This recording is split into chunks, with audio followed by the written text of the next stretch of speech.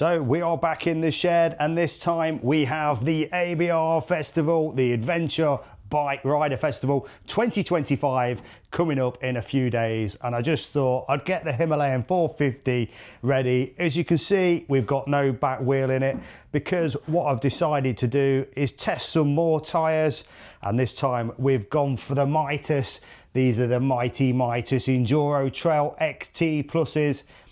As you can see, it's got plenty of grip on these tyres. These are an 80-20 kind of off-road, on-road, so 80% off-road.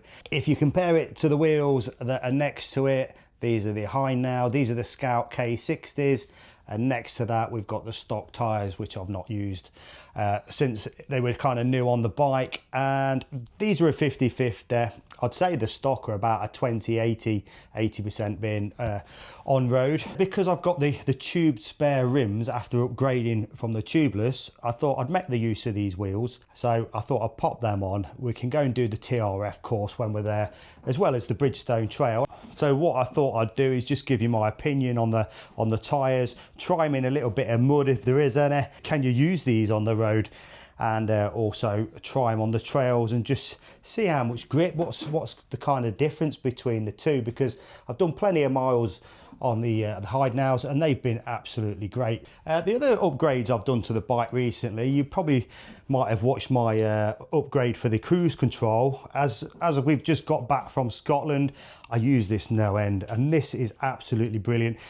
And also, I've still got that 12% discount running. I'll put a link in the description below if you want to get yourself one. The Viridian Cruise for the Himalayan 450 works absolutely perfect. If you're running other bikes and you don't have a cruise control, it's worth checking out their website, because they may have a system that fits your bike if you're interested, and you still get that discount. Apart from the Himalayan flags, the prayer flags, bring me a little bit of luck around the ABR. We've also changed these mirrors as well. I like the fact they can just fold in as well, and they don't break as easily. Some of the stock ones, when they do come loose, they're a bit of a pain. Well, I think they're about £35 as well. So, I mean, that is an absolute bargain, really. So when we swap the front wheel out, I'm going to put the rally tyres on. See, we've not got a lot of clearance with this front guard here as well.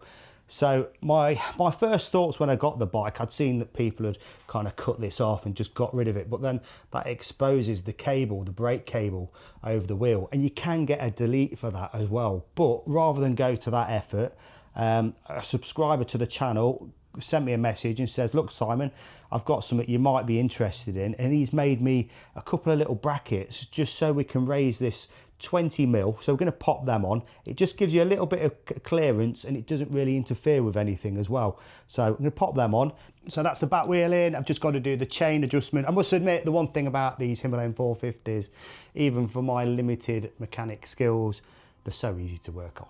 Right, so that's the front and the rear wheel fitted.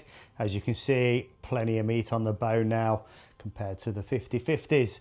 So what we're going to show you now is the little thing that Jasper, we'll call him Jasper the Genius, has invented. Yeah, unfortunately, you know, he doesn't sell these. He's just done it for his own personal benefit and offered them to me, but he has given me some, a little diagram, shall we say. Okay, so I've just attached a couple of the brackets on one side. Basically, you've got 3 on each side, and you use the original bolts. If I just turn this around, you can see the original bolt there, which goes back in, and one of the holes is been tapped, and then yeah, with a nut, a washer and a spring washer, they would just go back into the original bits on the bike, the original points on the bike. So you've got one there, one there, one there.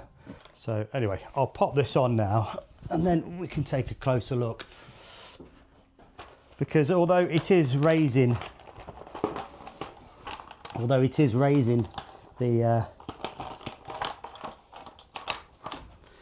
mudguard, it's still protecting the forks. You can probably see if you look at the front of the bike, it's not exposing the forks to any damage there. So it's just raising it enough just to give it that clearance. If you can just see under there, and if I drop it down to where it originally was, See how tight it is, the gap there. I'm not saying it doesn't work, but I'm just saying with that little bit of clearance, that means it's just going to free that mud up a lot more, but still offer the protection to the bike. So there you go, guys. You can definitely see the old Hemi's got a lot more clearance now. And like I say, still offers that protection of the forks, and it doesn't compromise any of the cables as well. There's still plenty of adjustment and movement there, so no restrictions. Maybe if we take this bike through the Bog of Doom at the ABR in a few days' time, we'll find out how good the tyres are, how good the mudguard is, and we've got one more upgrade. And it's this. I've bought myself the rally seat for the Himalayan 450. These are only £99, so it's not a massive price to pay. The seat is firmer, it's flatter, it's slimmer, it's slightly taller by another 34 millimeters, which I prefer that when we're doing the off-roading. And they're also quick and easy to swap out. So I'd be using this seat for the touring, gonna be using this one for the ABR. So we'll just pop the rear pillion seat off.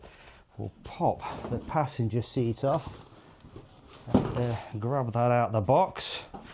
And these are so quick and easy to fit.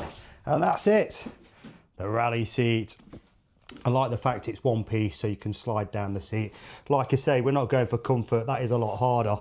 But if you compare it to the stock seat, we've actually got, this is quite a bit wider just here, whereas the rally seat is a lot slimmer.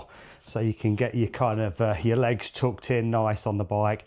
Like I say, purposely for the off-road side of things, I would actually swap it back if I was taking the pillion out on the bike, because it doesn't look the most comfortablest. But we'll give you a little riding review with the tyres, the mudguard and the seat. And we'll also show you those mirrors. By the way, the mirrors, I've just checked the price on those, and they're £31 on Amazon. So I'll pop a link in the description below if you need some. So that's going to be this year's setup for me at the ABR 2025. Don't be too worried about getting your tyres swapped out on your adventure bike. The stock tyres on the Himalayan 450 will be absolutely fine for the Bridgestone Trail. If you're going to get into a bit of muddy stuff on the TRF, I think you need a 50-50 tyre. I've gone for the 80-20 because we plan on going through the Bog of Doom. So we'll see you at the ABR.